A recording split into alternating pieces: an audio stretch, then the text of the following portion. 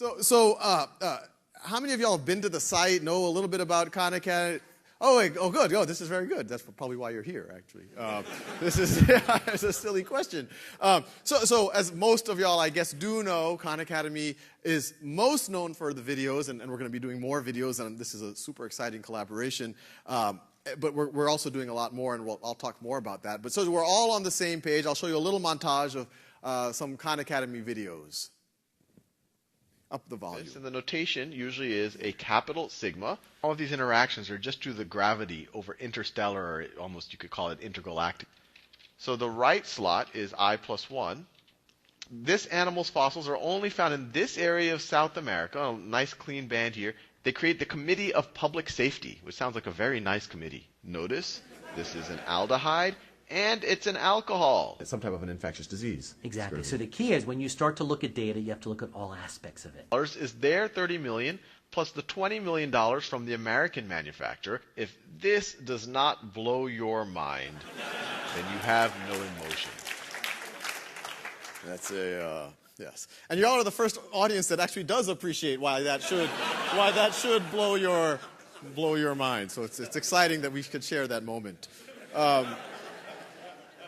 So this is where we are now. As Dean Waits introduced, we've had over 90 million video views now. We've had over 100 million exercises done. It's actually about 2 million a day now, and that's growing at a fast pace. And we have about 3.5 million unique students a month. And that's growing at kind of a surreal pace for us. And, in the internet world, you're so used to like million here, million there, 10 million in Facebook.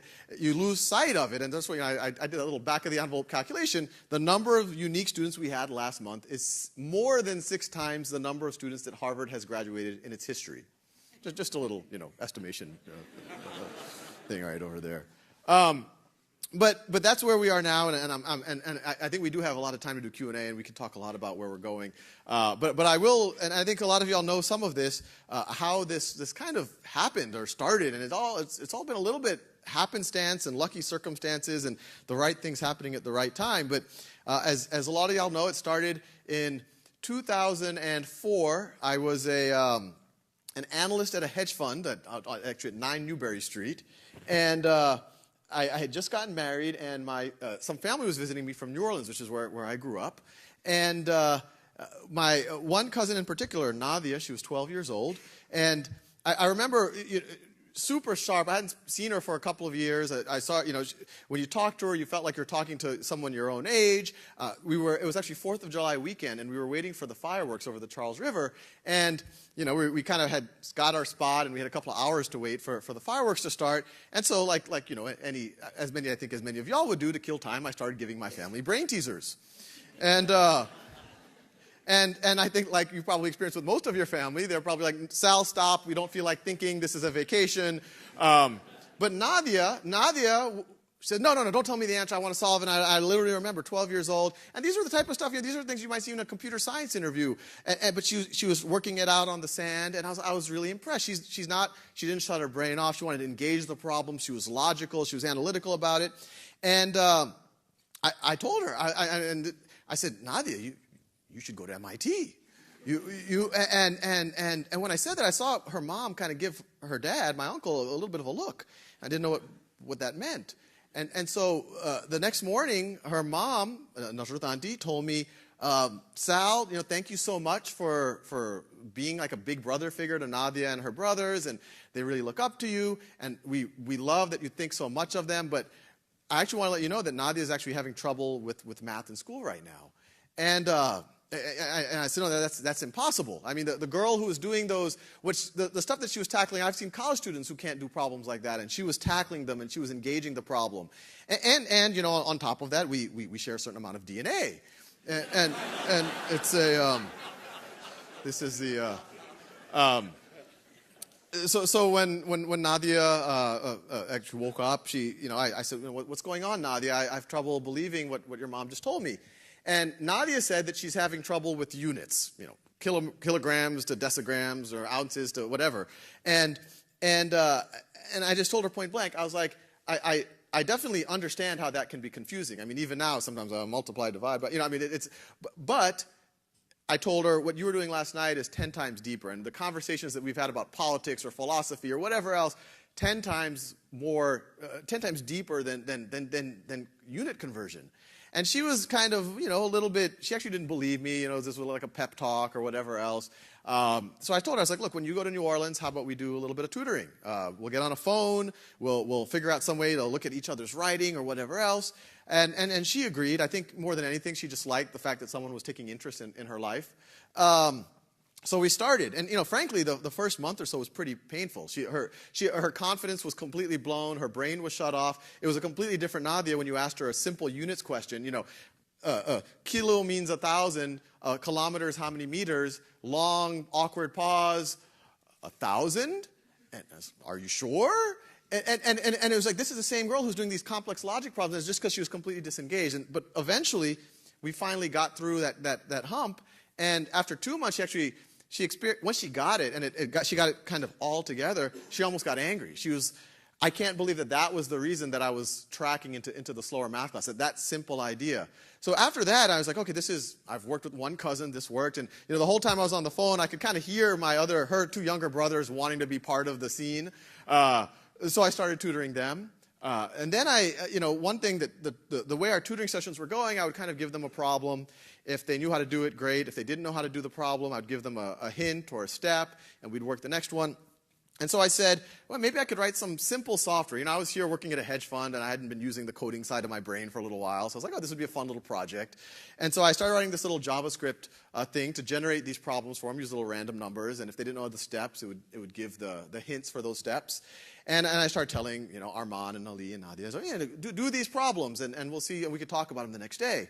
And the next day, I'd say, how many did you do? I did 14, I did 15. How did you get them right? I think I got them all right.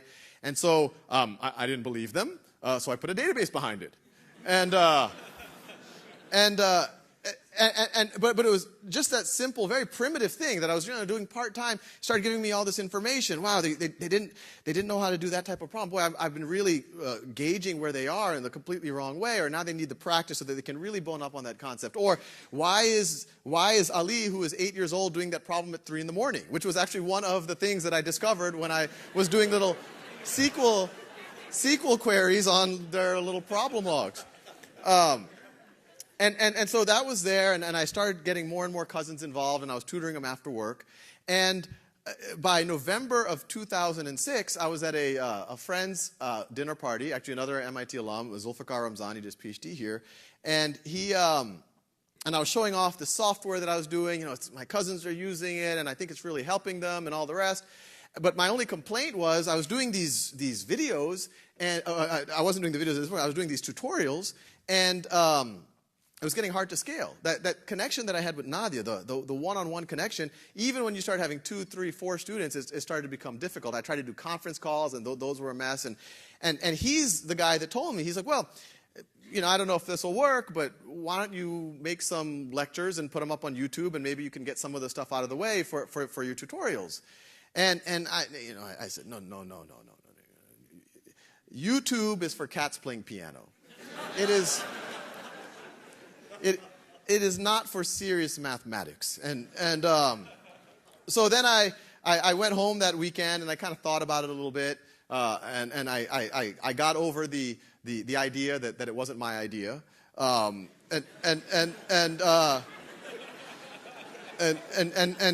decided to give it a shot.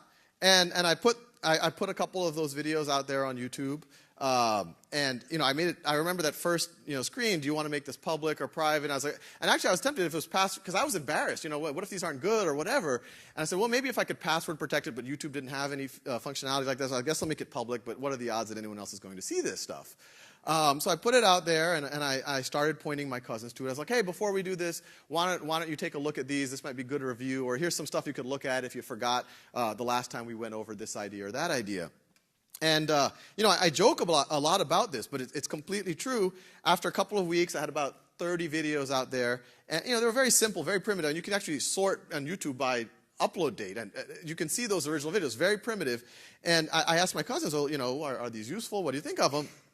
And they told me that they preferred me on YouTube than in person. And And I haven't clarified whether it only applies to math videos or, this is a broader thing that they don't just. It's completely unintuitive. It goes against everything we assume. We always assume that, yes, technology can give you productivity. Technology can give you efficiency. But technology is something that can always only approach the resource-intensive, the live version. But here, my cousins were telling me that they prefer the automated cousin to their cousin. And so it goes against that intuitive gut sense of technology in every other domain, but it made complete sense when you put yourself in their shoes. Now Nadia didn't have to feel embarrassed when she forgot how to do something from 4th grade math. She didn't have to feel like she was wasting my time if she wanted to repeat a concept. She didn't have to engage with the content when she wasn't ready to engage with the content. I mean, there were days where I agreed to do this with Nadia, but I had a tough day at work. I'd go home. I said, I told Nadia, I guess I better do this. So my energy level wasn't there.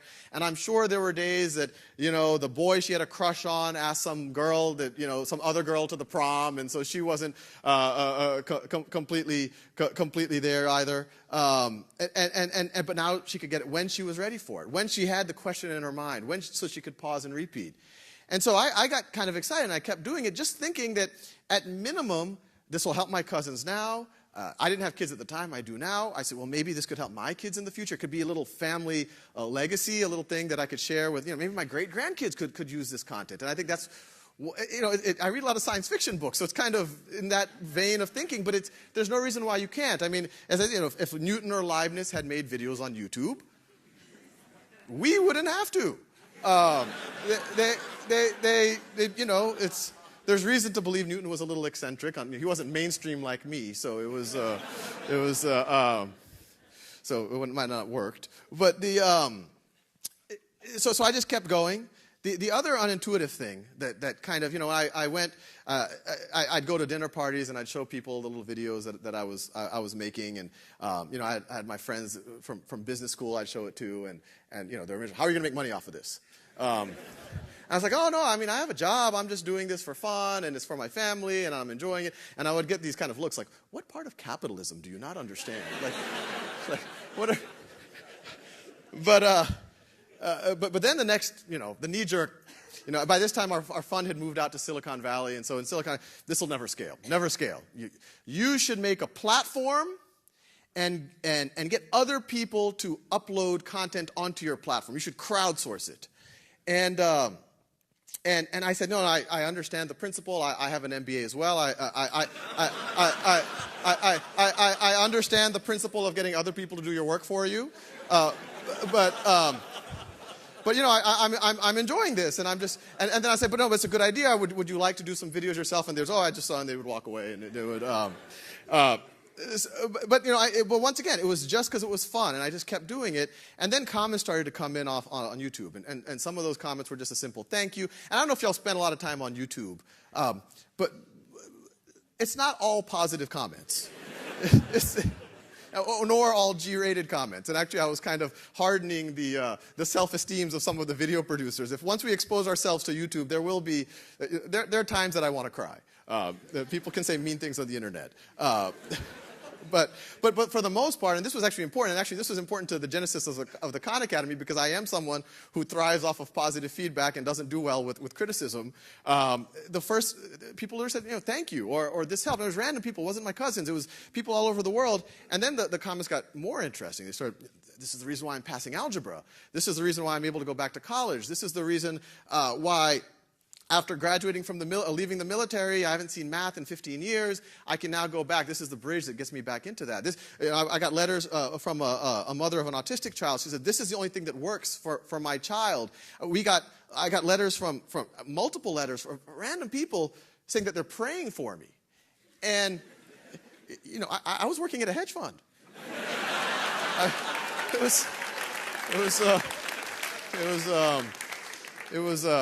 I'm sure some of my investors had prayed for me but for different reasons. So it was just a powerful experience. So it kept going, and the site traffic just kept growing. And you fast forward to 2009, and actually there were some interesting events in 2008. 2008, during the financial crisis, all bets were off. In our fund, we parked all of the money in cash, and frankly, all of the responsible fund managers started reading the Federal Reserve Act over and over and over again.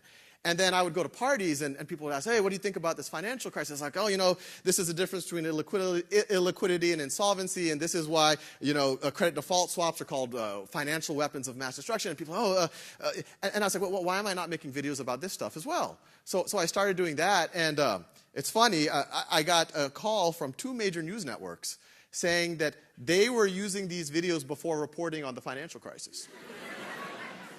Actually, I got one email from an investment banker from, I will not name the bank, who literally wrote a very short email, I now know what I do for a living.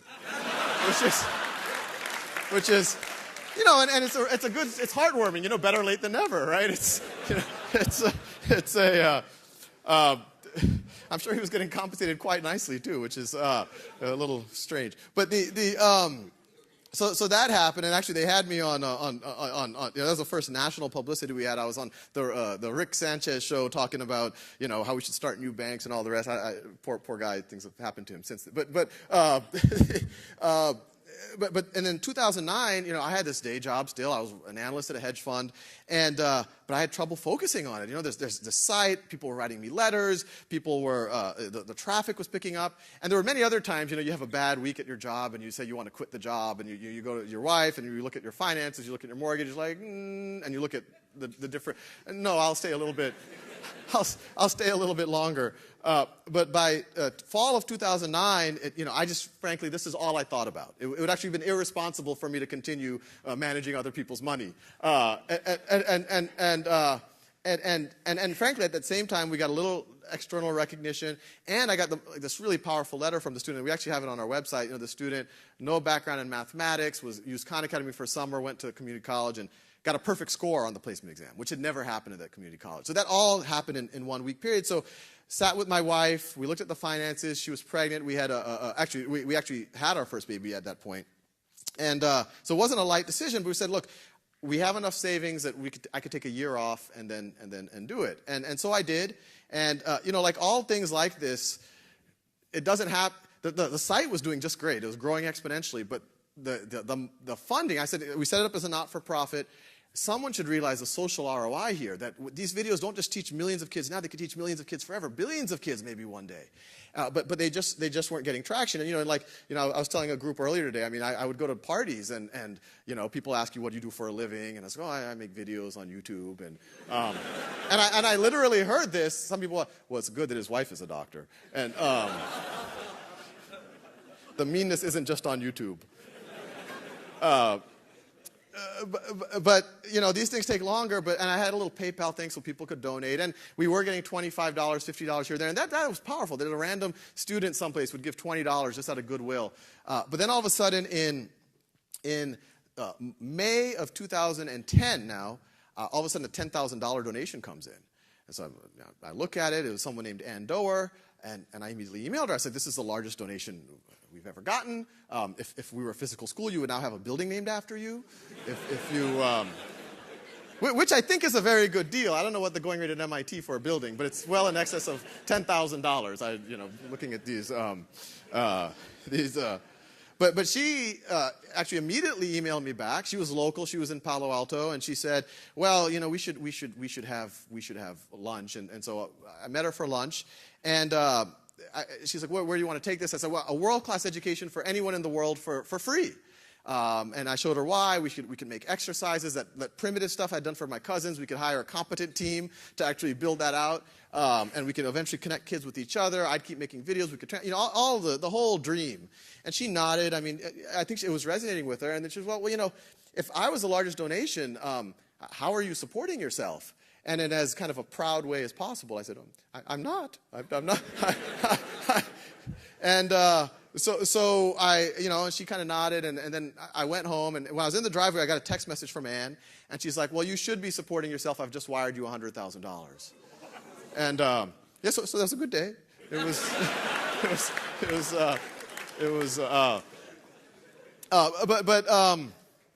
but that, and actually Anne's texts have started to become this a bearer of good news since then. Then things started to get really surreal and wacky, and even to this point, it's just been a surreal rocket ship ride since that point.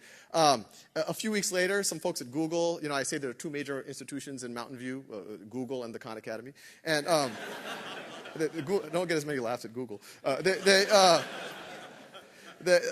Some folks brought me into Google. It was a big room, and they were very complimentary. They're like, oh, I don't know if you know that a lot of our kids use Khan Academy. That's really helping them, and it was very flattering. These are some of the best thinkers in the world, and their kids are, high-performing students and all the rest. And they just point blank, after I talked a little bit about what I was up to, they said, well, what would you do with $2 million? And I said, is this an open question? And to clarify, I know it was education related.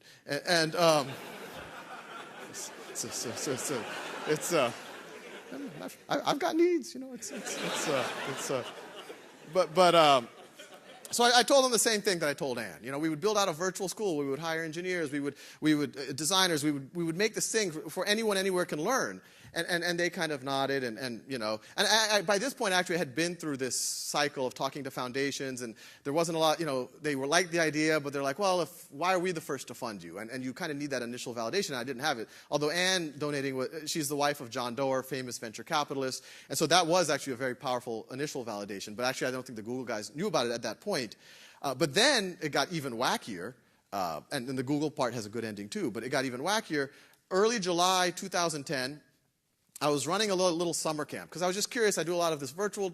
It's fun for me to work with kids in a live setting and see what you can do if you actually are interacting with each other.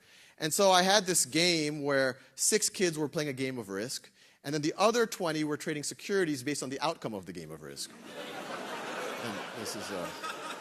And this is it's a good game. It's frankly, the summer camp was all the games that I wanted to play at my birthday parties until that point that I never got any of my friends to play. But now, people were actually paying me to let me do it with their kids. And so while it was literally a trading floor of middle school students, I got another text message from Anne. And she said, I'm at the Aspen Ideas Festival, and I'm in a room of hundreds of people, and Bill Gates is on stage right now, and for the past 10 minutes he's been talking about you. And it's like one of those pinch yourself, and I was like, is this a joke? Is maybe Anne sent it the wrong, she knows people that Bill Gates would talk about, so maybe it was a mistake. Who knows? I didn't know. And then I looked at the Twitter feed. I said, some people have tweeted about this. This is happening someplace. This is in my reality in some way. And so I went home, and it was the most surreal experience because this thing happened, and I was like, what do I do now? Do I call him? Do I? And so the next, it was actually, I don't know if they realized what they were doing to me, but the next 2 weeks were this strange, I was still in the closet, still just doing the little videos, and there was this little part of my brain, Bill Gates is, what, and then I got a call from Larry Cohen, who's Bill Gates' chief of staff. He said, well, I don't know if you must have heard, Bill's a fan, he would like to meet if you have time. And I wonder how many, and I was looking at my calendar at the moment, and it was completely blank. It was, and I didn't want, so I was like, maybe Wednesday, 2:45, I can just, fly in, fly out, we can work it out. So we met, I guess I can call him Bill now. How can I support you? And it was weird. His chief of staff said that Bill actually he has 3 monitors, and he says there's one of the monitors has Khan Academy up all the time. And I immediately said, I need to redo some of these videos. This is not this is not a child's game anymore. This is. But Bill said, how can we support you? And I kind of said the same thing I told Anne, same thing I told Google, and he nodded, and when he nodded, there were 5 people in the back of the room who immediately, I said, you got that right there. So October of 2010, so this is a little over a year ago, funding from the Gates Foundation actually hit at the exact same time. Google decided to fund us too, $2 million for this 10 projects that have the potential to save the world. And so we were off and running. We were able to get office space. I was able to hire another MIT alum, the smartest guy I knew was my freshman roommate. He joined, and we started to ramp up.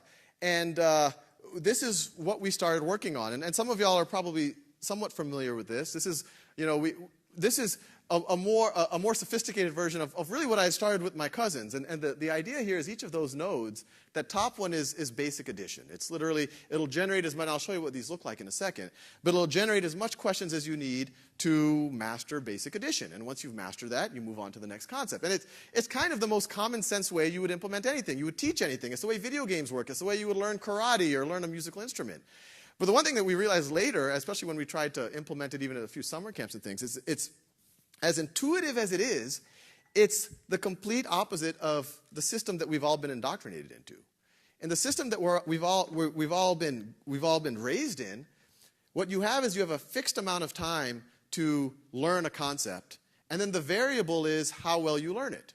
So some of us get an A, some of us get a B, some of us get a C, and it's used not as an assessment to fix, it's used as an assessment to place value judgment on you. You're smart, you're not so smart, you're hardworking, you're not so hardworking.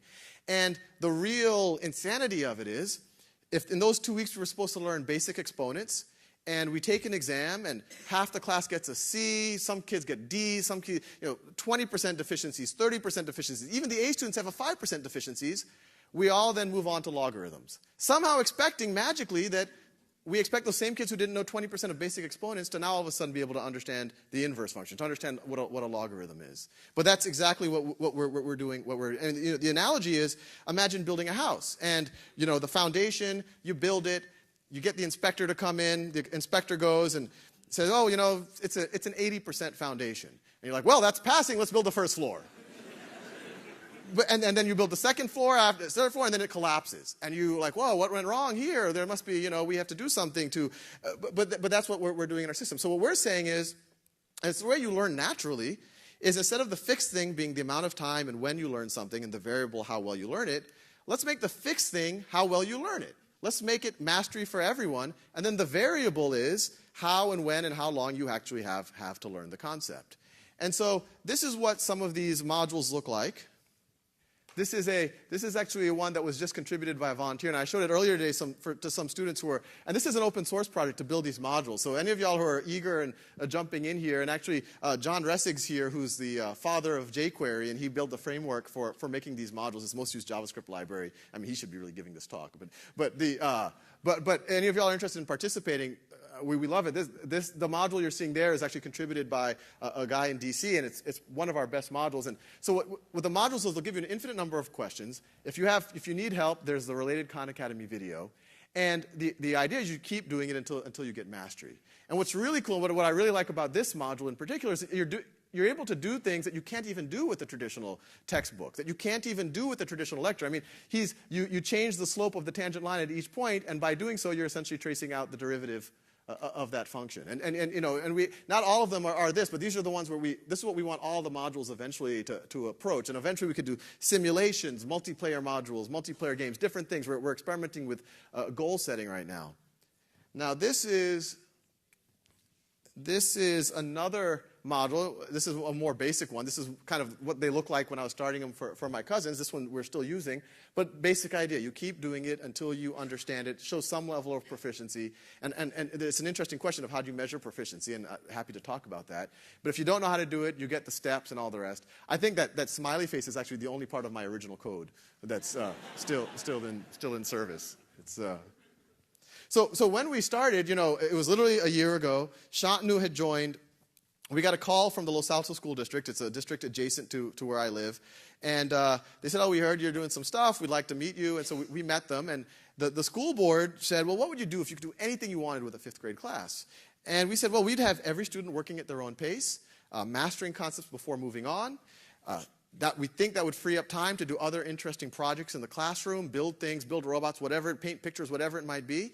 And the role of the teacher changes from, instead of being the lecturer and the grader of problem sets, the teacher will turn into someone who gets a lot of data on how kids are performing, see where all the kids are, and then do focused interventions on students when they're stuck. and mentor them on projects and whatever else they might want to do. And so, they nodded. They were very sympathetic. They're like, yes, this is what we learned in, this is differentiated learning. This is the gold standard, but it's very radical. And so when, Shantanu and I went to the parking lot, I was like, they're very nice, but there's no way they're going to be able to do this. But once again, this is one of these very, fated circumstances. They emailed us in 2 days saying, can we start after Thanksgiving? And they want to start with 2 5th grade classes and 2 7th grade classes. And so this right over here is a dashboard from one of those 5th grade classes. And so the teacher literally walks around. They would have this dashboard and others, and I'll show you a few of them. But each row here is one of the students. I've blocked them off. Each column, there's one of those nodes of that knowledge map you saw.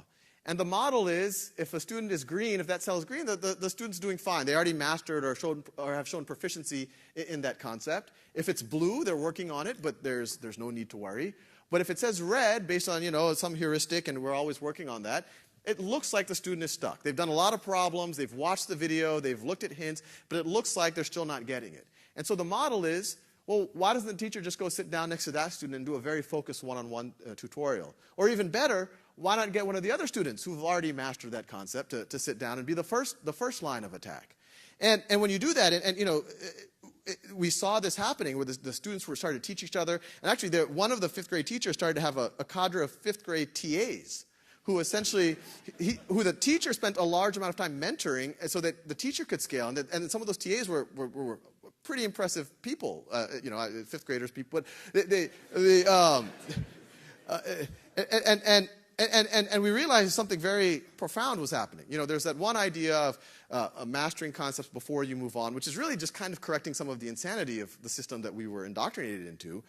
But the other thing that we realized that was happening is in the kind of the ed reform debate, student-teacher ratio, big deal. And obviously at a very superficial level, lower the better, all else things equal. But we realized what was even more important than student-to-teacher ratio is student to valuable time with the teacher ratio, or student to valuable time with, or engaged time ratio. And here, in a traditional model, a teacher spends 90% of their time lecturing or grading problem sets, maybe 5% of their time, 10% of their time sitting next to students and actually forming bonds with them. I've sat in classes for years, not ever having had a real conversation with one of my teachers in grade school, or at MIT wasn't the case. I had very deep... There were several people. I had you for 6002. Oh, really? But all of a sudden, if you take that 90%, and now instead of doing a lecture, they're able to sit down next to students and mentor them and guide them and form connections with them, you're actually increasing the humanity in the classroom, the engagement in the classroom by an order of magnitude. So once again, very ironic thing. You're using technology, something that people think is a very cold thing, it's efficient, it's productive, but it's not human. But you're using technology to actually make the class more interactive, making it more human, making it a more engaging experience than a traditional classroom. And we wanted to arm the teachers with as much data as possible. And I want to make it clear, a lot of the specs for these dashboards, these reports, came from the teachers themselves. They're like, well, it looks like it's working, but I want to see what the students have been up to for the last whatever days.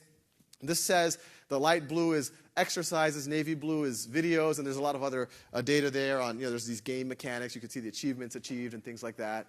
This says what a student's been focused on any given time period. And the students get that for themselves. And just that, it's funny because in some of these, you look at some of the state standards and they say, 5th graders must understand pie charts, and 7th grade, you must understand, multi-layer, 2-column bar graphs, or whatever it is, right? And in a traditional school system, you have these very unnatural problem sets to teach that. But what we found is when the data is about yourself, it's amazing how fast any age kids know exactly what, this is not a trivial diagram, but they're able to figure it out. And so the inner circle is the time spent on different videos, outer circle is different exercises.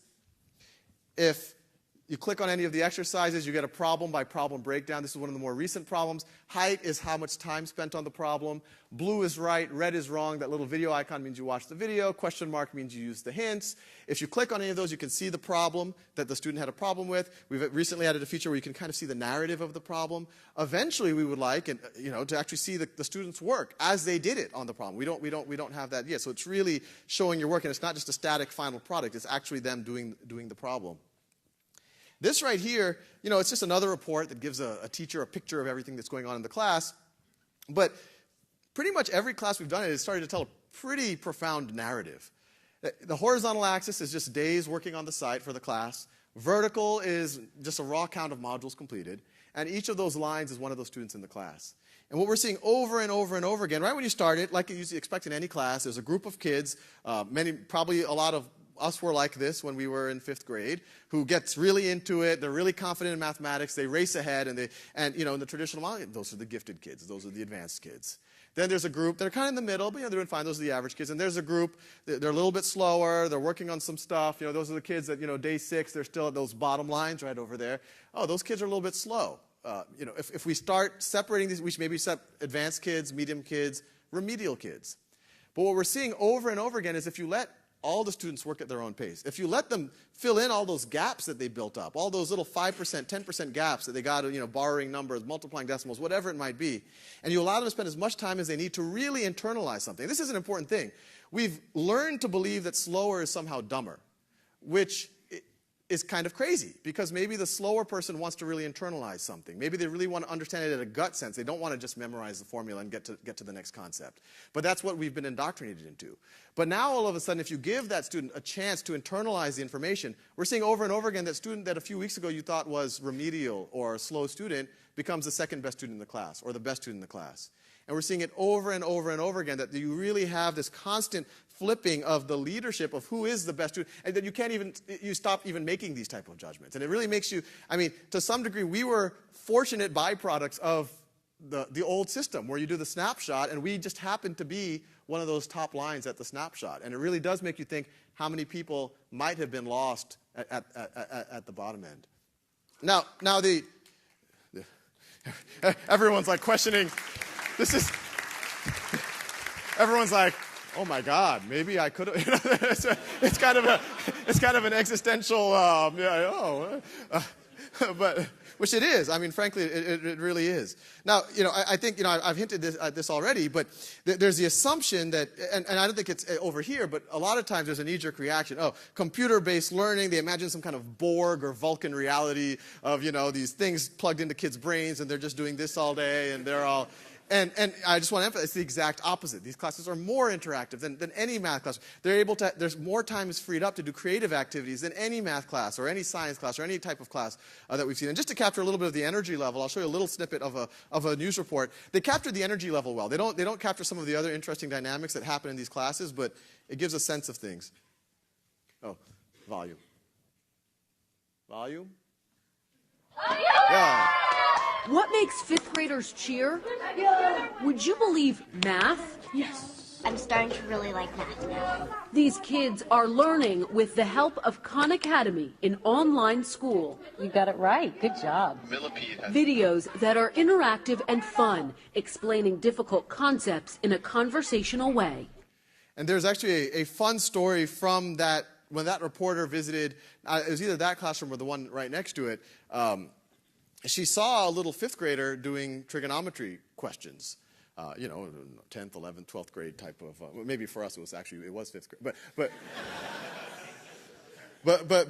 but she asked the little girl, do you think this is 5th grade math? And she got a very mischievous grin on her face, and she goes, no, I think it's 6th grade. And so I think she's in for a pleasant surprise. When we started this, all the energy level in the classroom was great. They were interacting with each other. Kids were teaching each other. The teachers loved it. They felt like this was why they went into the profession. They were forming bonds with students. They were mentoring students. They were developing their own teaching skills and the students' teaching skills. They were context switching. They didn't know what would happen whenever they walked into any classroom. Some of the kids actually did not want to go to recess. Actually, our biggest complaint we got, and frankly it came from some of the boys' parents, where some subset of the boys actually got addicted to it, that they couldn't get them off of it. Well, it's not a horrible problem, but we still wanted to at least see some. We were a little scared to do this because it was so early. By this point we were like a 4-person organization, and so we didn't want to be measured too harshly, but we were just like, hey, if you're going to do assessment exams at the end of the year, fine, but just don't judge us too much because we're still in our early days, and that's why we were a little wary of starting this pilot so early. But they ran, the kids take the assessment test anyway, so we wanted to see the data, and the data told us kind of an interesting story.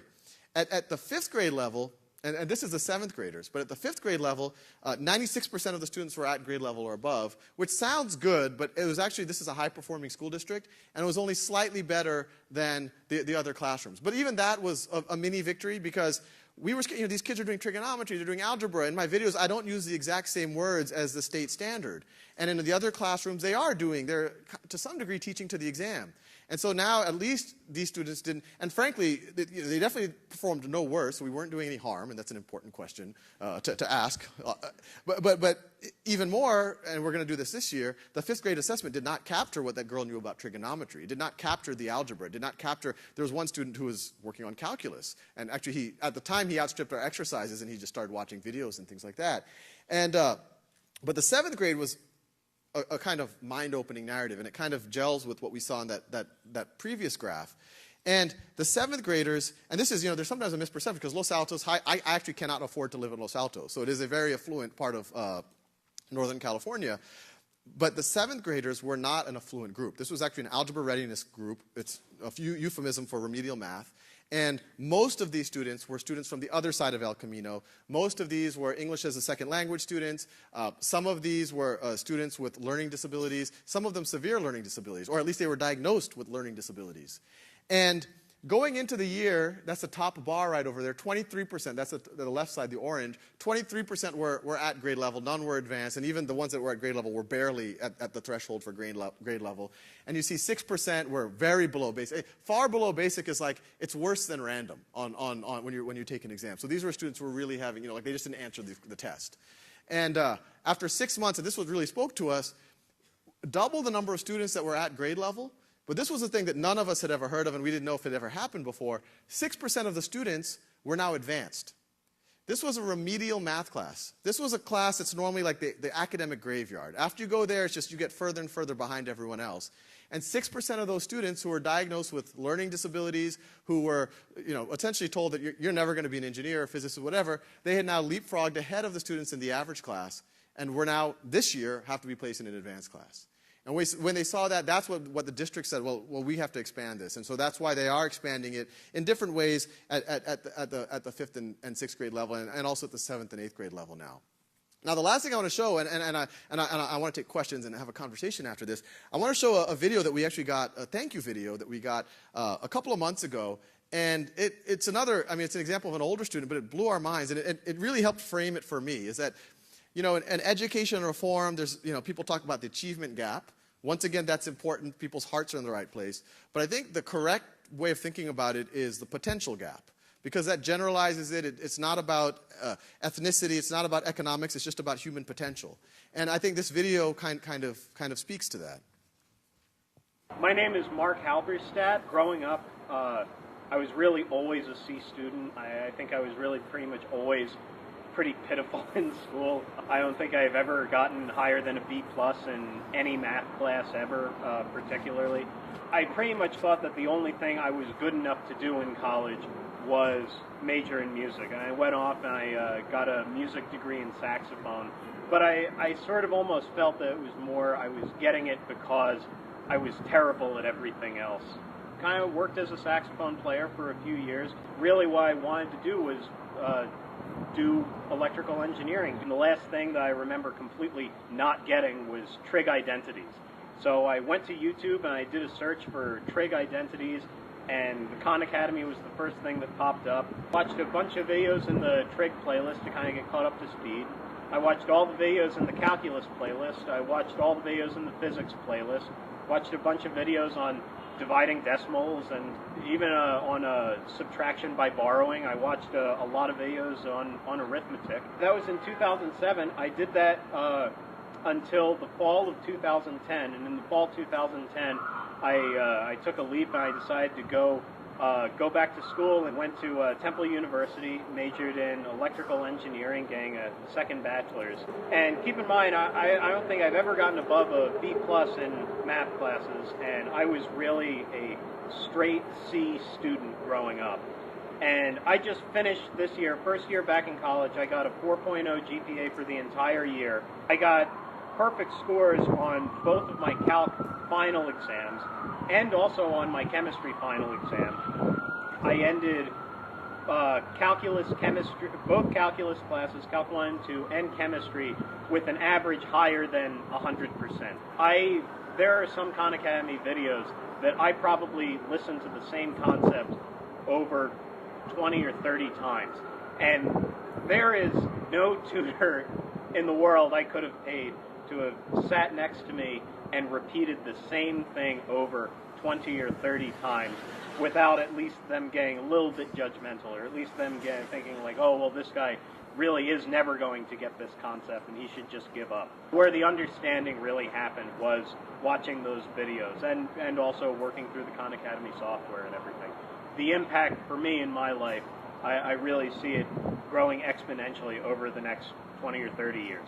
So from the bottom of my heart, thank you. Yeah, well, thank you. That was,